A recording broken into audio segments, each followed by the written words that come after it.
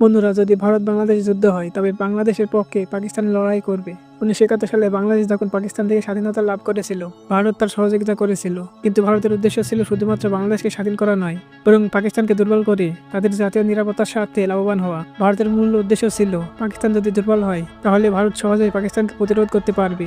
এটি তাদের শক্তি বৃদ্ধি ও নিরাপত্তা নিশ্চিত করার জন্য প্রয়োজন ছিল। এখন বিষয়টি পাল্টে গেছে। পাকিস্তান বাংলাদেশকে নতুনভাবে সাহায্য করছে এবং দুই দেশের সম্পর্ক নতুন দৃষ্টিভঙ্গিতে প্রতিষ্ঠিত হয়েছে।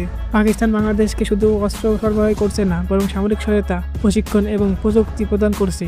এটি বাংলাদেশের সামরিক শক্তি বৃদ্ধিতে সহায়তা করবে। পাকিস্তান এবং বাংলাদেশ উভয় দেশই ভারতের বিরুদ্ধে শক্তিশালী অবস্থানে থাকতে চায় এবং এটি ভারতকে চাপের মধ্যে ফেলতে পারে। বর্তমানে বাংলাদেশের সেনাবাহিনী এবং পাকিস্তানের সেনাবাহিনীর মধ্যে সম্পর্কের ভিত্তি তৈরি হচ্ছে। পাকিস্তান বাংলাদেশের জন্য সশস্ত্র বাহিনীর প্রশিক্ষণ, বিশেষ করে পাকিস্তানের SSG স্পেশাল সার্ভিস গ্রুপ এর মাধ্যমে বাংলাদেশকে প্রশিক্ষণ দিতে পারে। পাকিস্তানের আগে ভারতীয় সেনাবাহিনীর বিরুদ্ধে বহু বছর ধরে সফলভাবে লড়াই করছে এবং তাদের অভিজ্ঞতা বাংলাদেশকে উপকৃত করবে। ভারতীয় সেনাবাহিনীর বিপক্ষে যুদ্ধ করার জন্য এই প্রশিক্ষণ অত্যন্ত কার্যকর হতে পারে। বাংলাদেশ সেনাবাহিনী, বিশেষত বিমান বাহিনী, পাকিস্তান থেকে আধুনিক যুদ্ধ বিমান যেমন F-16 কিনতে পারে। পাকিস্তান অনেক বছর ধরে F-16 যুদ্ধ বিমান ব্যবহার করছে এবং তাদের পাইলটরা ভারতীয় বাহিনীর বিরুদ্ধে একাধিক সফল অভিযান চালিয়েছে। এই প্রযুক্তি বাংলাদেশের বিমান বাহিনীকে শক্তিশালী করবে। এছাড়া পাকিস্তান বাংলাদেশকে সাবমেরিন পরিচালনায় সহযোগিতা প্রদান করতে পারে। পাকিস্তান দীর্ঘ সময় ধরে সাবমেরিন ব্যবহার করে আসছে এবং তাদের নৌবাহিনী ভারতীয় সাবমেরিন শনাক্ত করার ক্ষেত্রে বিশেষ অভিজ্ঞতা অর্জন করেছে।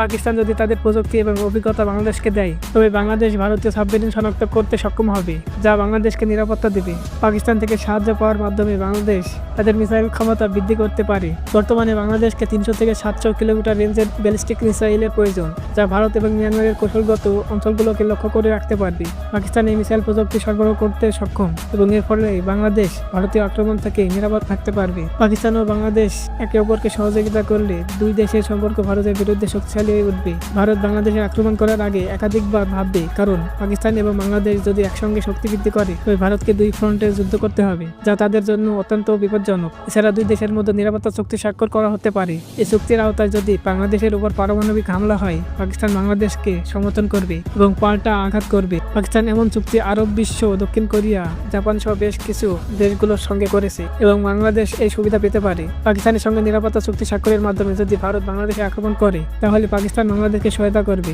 এবং এই চুক্তির ফলে ভারত একসাথে দুই ফ্রন্টে যুদ্ধ করতে বাধ্য হবে। এতে ভারতকে চাপের মধ্যে পড়তে হবে এবং বাংলাদেশের জন্য এটি একটি শক্তিশালী অবস্থান তৈরি করবে। পাকিস্তানের সাথে সম্পর্ক গড়ে তোলার মাধ্যমে বাংলাদেশ তাদের সামরিক শক্তি ও নিরাপত্তা অনেক বৃদ্ধি করতে পারে। পাকিস্তান বাংলাদেশের সহায়তা ভারতের বিরুদ্ধে সামরিক কূটনীতি এবং শক্তির উন্নতি ঘটাতে সহায়তা করবে। এই ধরনের সহযোগিতা ও সম্পর্ক বাংলাদেশের জাতীয় নিরাপত্তার জন্য গুরুত্বপূর্ণ এবং একে শক্তিশালী করবে। আশা করা যায় যে দুই দেশের মধ্যে কৌশলগত সহযোগিতার মাধ্যমে বাংলাদেশ তার নিরাপত্তা নিশ্চিত করতে সক্ষম হবে এবং ভারতের আগ্রাসন প্রতিহত করতে পারবে। বন্ধুরা, আজকের ভিডিওটা দেখে যদি আপনাদের ভালো লাগে অবশ্যই চ্যানেলটি সাবস্ক্রাইব করে একটা লাইক দিয়ে দিবেন।